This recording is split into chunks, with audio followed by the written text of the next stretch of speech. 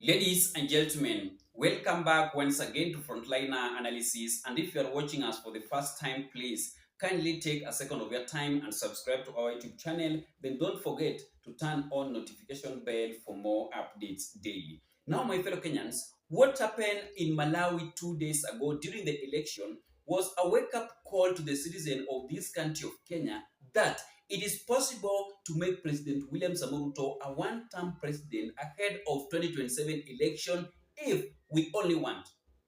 We can make Ruto a one-term president if the people of Kenyans decide that in 2027 we need change and we want to make sure that William Samoei Ruto is going home, because this country of Kenya is full of politicians with zero leadership. Less than 2 years to the next general election, and the political noise is already deafening. Not that it ever really stopped. Lines have been drawn in the sand.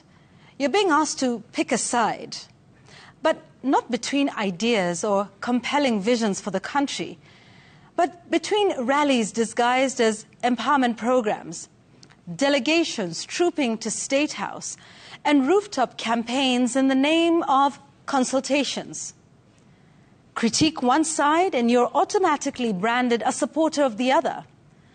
The chorus is always loud, always certain, and always in future tense. And that one is happening because any elected and appointed and sworn-in president in the Republic of Kenya is being given power to control national assemblies, to control courts, and also to control security affairs in the Republic of Kenya. And that is where all the challenges that the people of Kenyans are undergoing through is coming from each and every time we are having a government. Hapo ndio shida inatoka, because if we want a change in the Republic of Kenya, National Assembly, courts, and security affairs in this country should be left independent so that those sectors can serve the people of Kenyans equally without favoring any Kenyan citizen.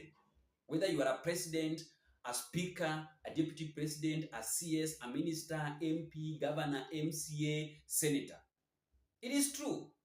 If those sectors can be left independent, this country can be far away in terms of development project, because National Assembly and courts are the places that are busy favoring the government of President William Samoei Ruto, even if things are not yet good in the Republic of Kenya, because Ruto is working with them, because they are being bribed.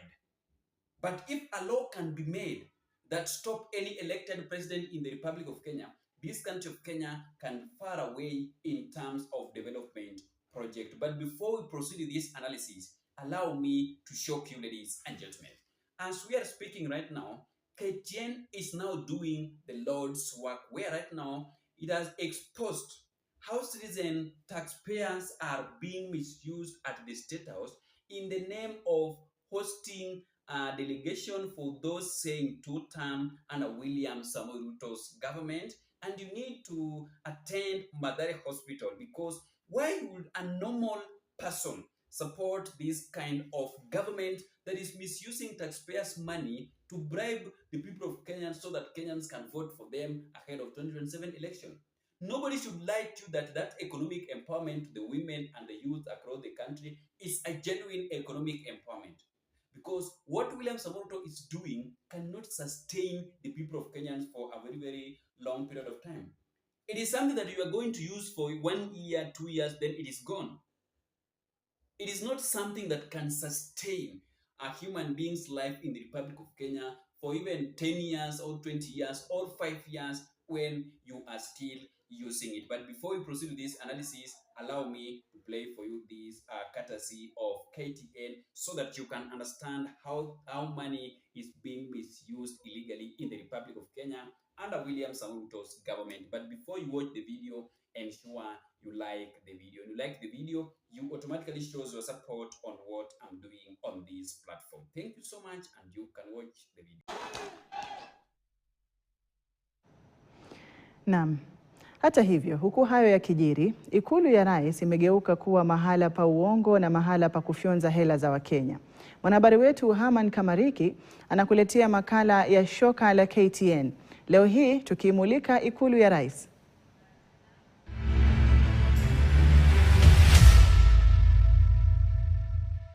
Karibu katika shoka la KTN. Na leo tunazama mahali ambapo kunafaa kuwa ni alama ya mshikamano wa nidhamu. Ikulu ya Nairobi. Lakini sasa imekuwa ni ngome ya ubadhirifu, maigizo na uongo. Hii ripoti ya mdhibiti wa bajeti inafichua ukweli. I have to use a lot of discretion. And I'm also human. When I'm under threat, I have to self-preserve. Tuanze kwa kutazama masuala na nambari kidogo. Bilioni 6.3 zilitumika kwa ukarimu kote serikalini. Serikali nzima ukarimu ilitumia bilioni 6.3. Hiyo ni sawa na shilingi milioni 17.2 kila siku. Lakini kinara wa maigizo haya ni nani?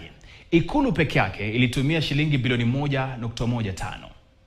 Chai na mandazi ya mabilioni, wakati shule hazina chaki na hospitali hazina dawa. Ikulu pia ilitumia shilingi milioni 2.2. Hii ni kwa ajili ya kuchapisha makaratasi, ikiwa ni jumla ya shilingi milioni 817 kwa mwaka. Nakumbuka rais aliwahi sema kwamba serikali yake itaacha kutumia makaratasi na kuanza kutumia masuala ya kidijitali. Digitization of all government services is going to be part and parcel of the processes of the government of Kenya and part of the delivery of this administration. So I want to congratulate CS Owalo and team. Lakini hapa yamekuwa tofauti. Haya yanafanyika wakati wanafunzi hawana vitabu na sasa michezo ya kifahari. Tusonge mbele kidogo. Karibu shilingi milioni 963 zilitumika kununua na kukarabati magari. Ilihali ujenzi wa ikulu ya Nairobi uko asilimia 44 pekee. Ikulu ilizidisha bajeti yake ya matumizi ya kawaida. Ilitumia shilingi bilioni 9.5 dhidi ya mgao wake wa bilioni 8.5 katika miezi 10 pekee. Na pesa zilipoisha, wakaingia katika mfuko wa dharura. Katika siku 42 pekee, ikulu ilikuwa inaitisha shilingi bilioni 3.6. Hii ilifaa itumike kwa safari, mikutano na mafuta. Mdhibiti wa bajeti aliidhinisha bilioni 2.3 pekee. Zilizobaki alikataa. Hebu nikueleze zile ambazo alikataa. Alikataa ombi la shilingi milioni 700 ambayo ilifaa kutumiwa kwa kutengeneza jukwaa. Na pia akakataa shilingi milioni 400 ambayo pia ilifaa itumike kununua magari mapya. Hii sio takwimu za wanahabari tu au hapa KTN. Hii ni kulingana na ripoti rasmi ya mdhibiti wa bajeti Margaret Nyakango. Hebu tuyaweke hayo ya nambari kando. Ni kuelezea kuhusiana na wale wanaoelekea ikulu. Wanaitwa delegation. Rais Ruto hivi majuzi alialika walimu ikulu, walimu 10,000. Na taarifa ambazo tumedhibitisha zinasema kwamba kila mwalimu alipewa shilingi 10,000, ikiwa ni karibia shilingi milioni 100 kwa mchana mmoja. Hizi pesa walipewa kwa ajili ya kurejeshea pesa ambazo walitumia kusafiri. Mambo makubwa haya. Haya yanafanyika wakati ruzuku za shule zinachelewa. Wanasema wenyewe wenye kingenge kwamba capitation. Vyuo vikuu sasa hivi viko kwenye mgomo na wazazi hawawezi kulipa karo. Kwangu mimi huu sio uongozi. Hii ni rushwa ya wazi na uongo unaendelea. Rais aliyesema hapo nyuma kwamba atapunguza gharama za safari. Hebu tumsikize kidogo. I'm going to adjust my budget again. I will knock off a few things, including the travel allowances and many of the things that are in there, so that I can find 500 million shillings to give it to start the manufacture of local devices. Sasa anateketeza mabilioni akiruka na ndege na kuandaa wageni kule ikulu. Rais huyu pia aliapa hata kaa kimya wakati polisi wanapovunja haki. Sasa anawaambia polisi wapigeni wa Kenya risasi kwa miguu. Mtu ambaye anaenda kuchoma biashara ya mtu mwingine, mtu ambaye anachukua moto anaenda kuchoma biashara ya mtu, anaenda kuchoma mali ya watu wengine, mtu kama huyo apigwe risasi miguu, aende hospitali, akienda kotini. Rais aliyeunda kamati ya fidia ili kufidia wale watu ambao walikuwa wameathirika kutokana na ukatili wa polisi. Hebu tuachane na hayo ya polisi. Kumbuka kuwa rais alipokuwa akiwa na mkutano na wale walimu, aliahidi walimu kwamba atawapa 20% ya nyumba za makazi nafuu. Wenyewe wanasema affordable housing. Uongo mtupu. Kulingana na sheria, mgao huu au nafasi ya kupeana nyumba hizi ni kazi ya bodi ya nyumba hizi, si rais. Ahadi hizi ni za uongo, na uongo uliopikwa na kuuzwa ndani ya Ikulu. Nyumba iliyopaswa kuwa alama ya mshikamano sasa imekuwa ni makao makuu ya udanganyifu. Kwa hivyo, shoka la KTN lasemaje? Wakati rais anavunja ahadi za kukomesha ukatili wa polisi, wakati anadanganya kuhusu kupunguza matumizi, wakati anazusha mabilioni kwa chai, safari, magari na hongo, wakati anageuza Ikulu kuwa jukwaa la uongo, huu sio uongozi. Huu ni usaliti. Mimi ni Haman Kamariki, nikiaga kwa msemo, ng'ombe wa maskini hufia jangwani, watajiri hufia majani.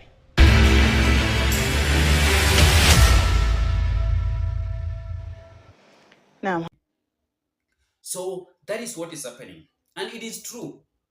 It is something that we are seeing because Gachagua confirmed to the people of Kenya a few days ago that ukiona meeting ya economic empowerment kwa State House ama any meeting yenye imehusisha wananchi wakaenda huko, just understand that they are spending more than 60 million per meeting. Ukiona tu meeting yoyote that is being chaired at State House with President William Samoei Ruto or even Kindiki, just understand that 60 million is being used for that meeting. Few days ago, when teachers were called to State House, they were given 10,000 each. That cost 60 million each and every time. And that is the reason why money is not moving, money is not circulating across the country for business people in the Republic of Kenya, because Ruto amefungia pesa. Ruto is using money in direct way, not in a way that these business people can receive that money. Money is not circulating because all the money have been blocked at State House.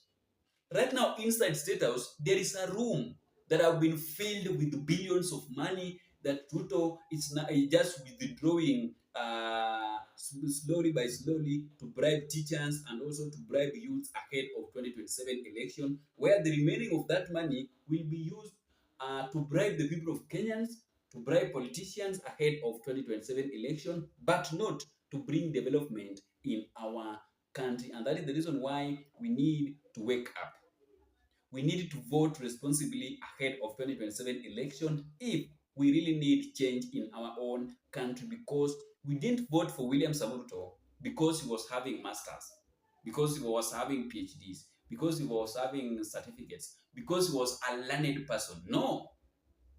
I heard William Samoei Ruto telling the people of Kenya that he is the best elected learned president in the Republic of Kenya. No.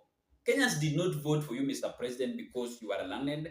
Kenyans vote for you because of your manifesto, because of the narrative that you use during your campaign.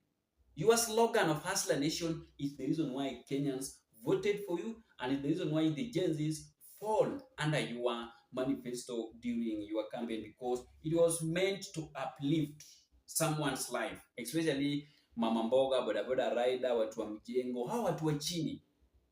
That was the meaning of that Hustler Nation. To uplift, to lift the lifestyle of a normal mwananchi, ule mwenye anateseka sana. But what happened after Ruto getting into power? It was opposite. Instead of uplifting them, the president is now withdrawing the money inside their pocket that they have struggled to get. It is true, because nowadays, what is working under William Samoei Ruto's government is working opposite. And what is working on a direct way, it's working because of the pressure of the people of Kenyans. Ama nimedanganya. A few months ago, SHA was not working. But the people of Kenyans are the people who made SHA to start working after pressuring the government of William Samoei Ruto. Right now, SHA is not stable. It's not yet stable because the money that was made for health purpose is being misused to empower women and also the Gen Zs ahead of 2027 election in the name of development project. Huh? We can make Ruto a one-term president so that it can be written in the history of Kenya, where William Samoei Ruto is the first president to go home for first time. It is something that have happened in many countries. Malawi, umeona 2 days ago. The president of Nepal, prime minister, was forced to resign because of banning TikTok, social media platform. The president of Bangladesh, the prime minister of that place, was also forced to resign because of poor development and improvement of economy. Trump was also forced Donald Trump, who is the president of America, was also removed. So there is nothing that can stop any citizen in any country for making their president a one-term if that president is not working for them as per constitution, so that that country can be moved far away in terms of development project and also improvement of economy. Thank you so much, ladies and gentlemen, and may God bless you. See you in the next